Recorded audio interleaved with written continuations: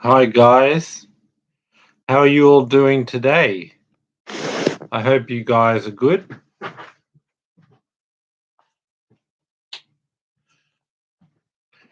Sorry guys, just realized I didn't have enough light here. I just want to preview the semi-finals, right? Firstly, I'll talk about what's happening in the quarterfinals of the Madrid Masters 1000. Welcome to my channel, guys. So if you would be aware of my preview of the Madrid Masters 1000 from the beginning of the tournament, what I had predicted actually was that the winner, that Alcaraz was actually going to win against Nadal. And the reason I said that is because, like, it would be Nadal's third match back from 6 months off, right? And in that 6 months, 4 months, he couldn't, 4 weeks, sorry, 6 weeks off, but 4 of those weeks he couldn't train. Then the fifth week, he could just spend an hour a day on court, couldn't really serve, couldn't really hit the ball hard. And then when there's 4 weeks where you can't even work out or do anything in the gym, and then you're coming back to your worst clay court event. So even like last year, he lost in straight sets to someone like Zverev when he was there playing all the time. A lot of the time, he loses to guys at Madrid and then turns it around. And like Federer's beat him in Madrid, Djokovic, but he can meet them in the French Open and turn it around.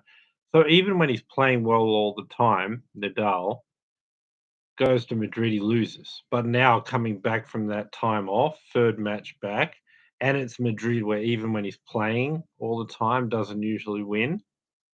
When you add those two factors together, and then you add the fact that Alcaraz is peaking. He's playing a lot of tennis. He's winning a lot of tournaments. He's at his absolute best. Nadal's trying to find form from not playing from a long time and find form at his worst. So worst tournament, worst time for Nadal. He's trying to find by the second week of the French Open his A game, right? So that is Nadal. But Alcaraz is at his best now. So, and then it's if you picked a court, a clay court that Alcaraz would beat Nadal would be here in Madrid. So everything was in his favor, nothing was in Nadal's favor, and we saw that. We saw the first set at the top of Alcaraz's level, the level that's beating everyone, even Tsitsipas, it's very good in clay, playing that high level. And Nadal just trying to find his way back from the injury, trying to build up match by match, but nowhere near his best right now, so getting beaten. But the impressive sign for Nadal in the second and the third set was what we saw is a big improvement.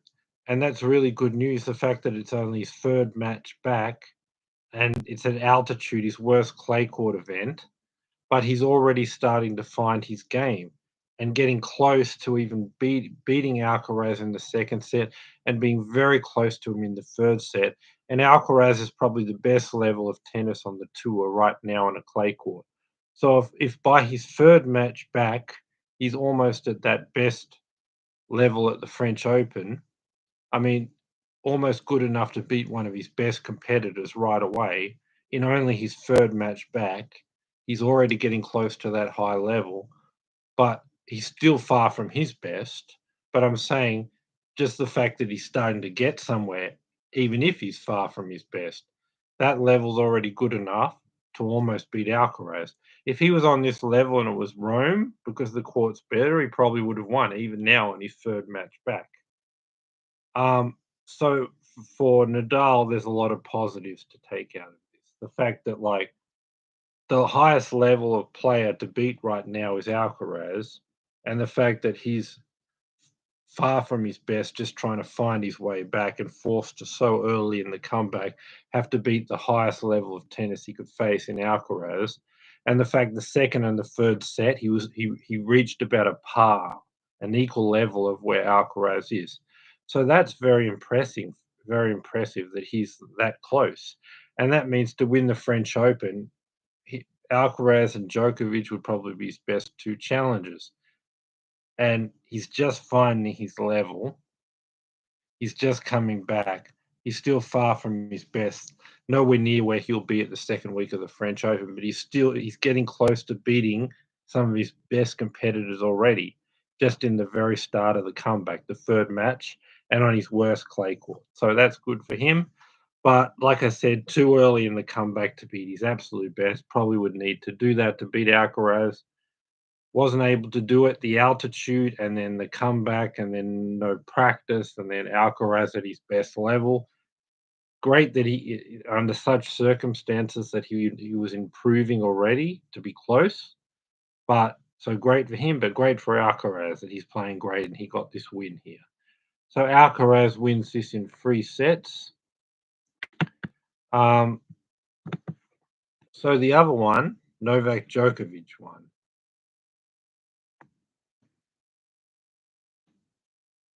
Sorry, guys. So I wanted to get you the exact score of that match that I had just seen. So yeah, it was 6-2 to Alcaraz, 6-1, and then 6-1 to Nadal, 6-3 to Alcaraz. Yeah, good match. So what we saw was Novak Djokovic, as I was saying, beats Hubert Hurkacz 6-3, 6-4. He plays a good consistent level, gets Hurkacz's serve.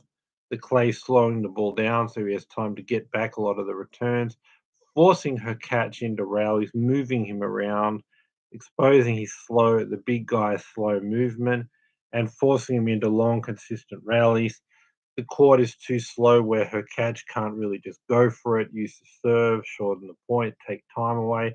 Djokovic is always getting the serve back, always forcing him into long rallies, moving him around, out rallying him and exposing the lack of movement and uh, beating Hurkacz with better consistency, better movement, better ability to rally and move him around, and the ability to get back Hurkacz's powerful shots on the clay court. And also, he's a good returner, so he can do it on hard courts too.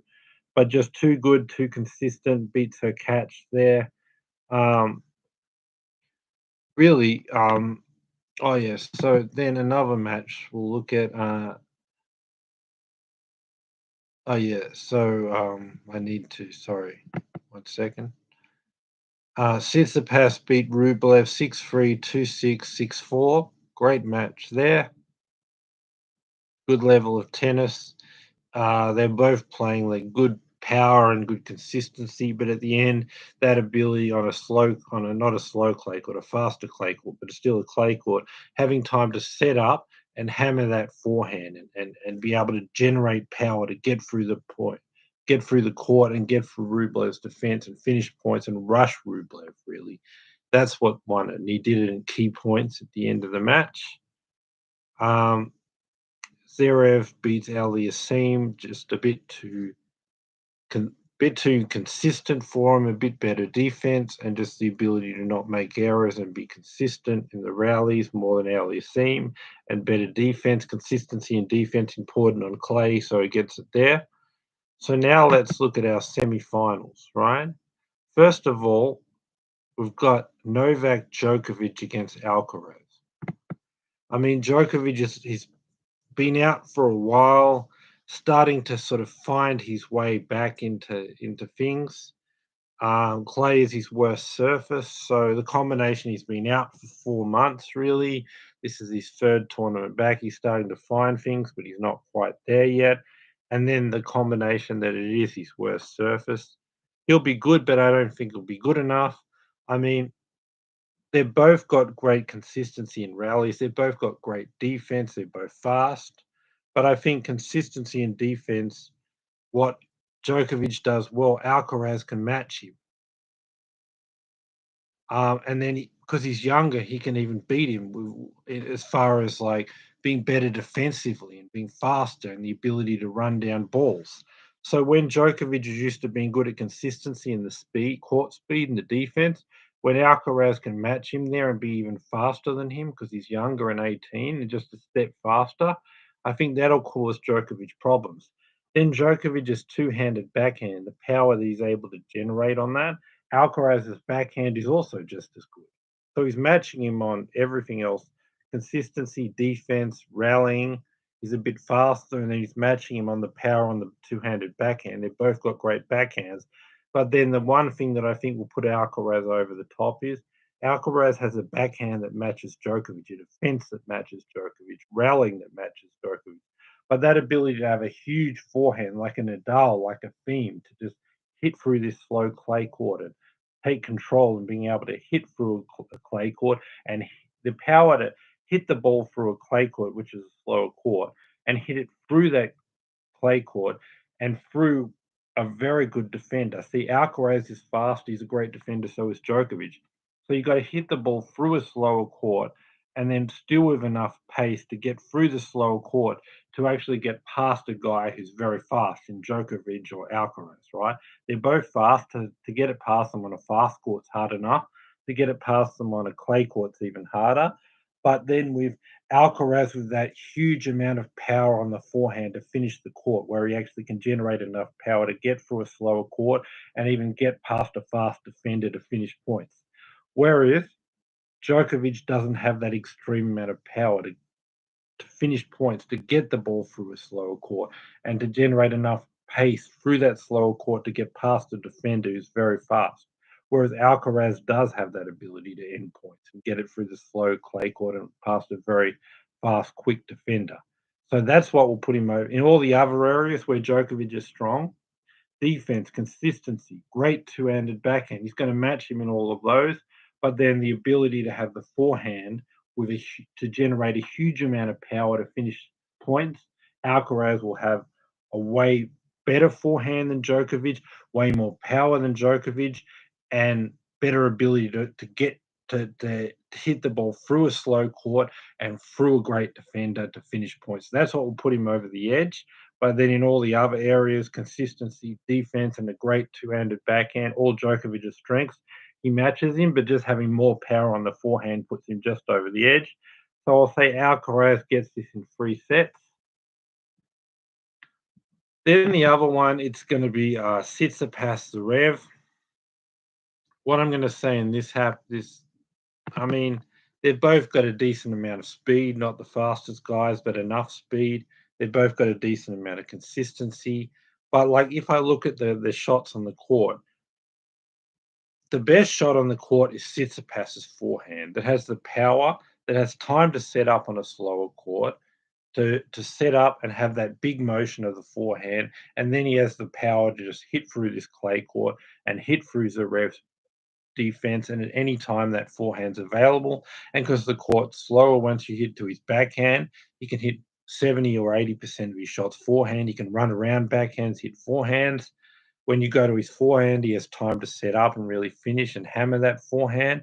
So Rev's backhand and forehand are both better than Tsitsipas's backhand. So he's got more consistency of power on both backhand, forehand, both better than Tsitsipas's weaker side backhand. And on a hard court or grass, that would be better. But on clay, when you have the ability to say, if you go to my backhand, I can run around, hit forehands, and hit 70 or 80% of your shots forehands. And you need that one big shot to get through this court to just end points. And because the court's slow, you can hit the majority forehands.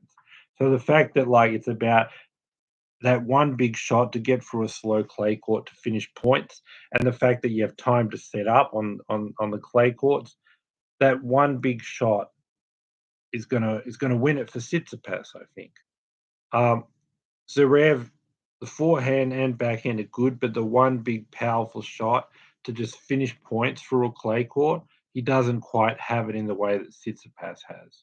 But if it was a hard court, he would have more consistency. Both forehand and backhand are going to get through a faster court, and he's fine. But on a clay court, he's struggling to finish points in the way Tsitsipas can go to that forehand. Um, and then, like I said, because it's clay, you have time to set up and hit the forehand. It's more important. And when you go to a backhand, you have time to run around. You can hit 70 or 80% shots on your on your forehand, and that's more important. And then the fact that you need that one big powerful shot to end points on clay, and Tsitsipas has that with the forehand, and Zverev doesn't have a shot that's just well suited to clay to say I can hit it, I can run around my backhand, hit forehand. I'll have time to set up on the slow clay court and have this one big weapon to just get through the court and end it. Zverev has good on both forehand or backhand, but not quite that big finisher on the clay court that Zverev has. They're pretty equal on the serve, the defense, a whole lot of other areas. But for the Tsitsipas forehand's going to win this. He'll win it in three. Could be two close sets or three sets. I'll say three sets. Tsitsipas beats Zverev, and it's because good consistency off both forehand, backhand from Zverev, but not quite that big, powerful shot to end the point. Tsitsipas has got it in the forehand, and because it's clay, he can run around the backhand, hammer forehands, and finish points. So it's basically the Tsitsipas forehand, the fact that you need a powerful shot, really big one to finish the points, and the fact that he can hit the majority forehands because even when you go to the backhand, he can run around, hit forehands. So Tsitsipas is winning this in three sets. Alcaraz is beating Djokovic in three sets. So we'll be with another Tsitsipas Alcaraz match in the final, with Tsitsipas taking down Zverev and Alcaraz taking down Djokovic. So yes, Tsitsipas against Carlos Alcaraz will be your 2021 Madrid Masters 1000 final. That's who we're going to see tomorrow in your 2022 Madrid Masters 1000 final. Carlos Alcaraz, Stefanos Tsitsipas, both winning in three sets today. That's my video for today. Come back tomorrow after I've watched these semifinals. I can update you with how the guys have been playing right after winning their semifinals. And I can tell you, based on the latest knowledge, seeing them play their last match, exactly how they're going to play in this final and how the two finalists will match up, which should be Tsitsipas against Alcaraz. But we'll confirm that tomorrow. We'll know how they're playing. I'll give you an up-to-date preview of this 2022 Madrid Masters 1000 final, which should be Alcaraz against Tsitsipas. But come back tomorrow and I'll preview that match.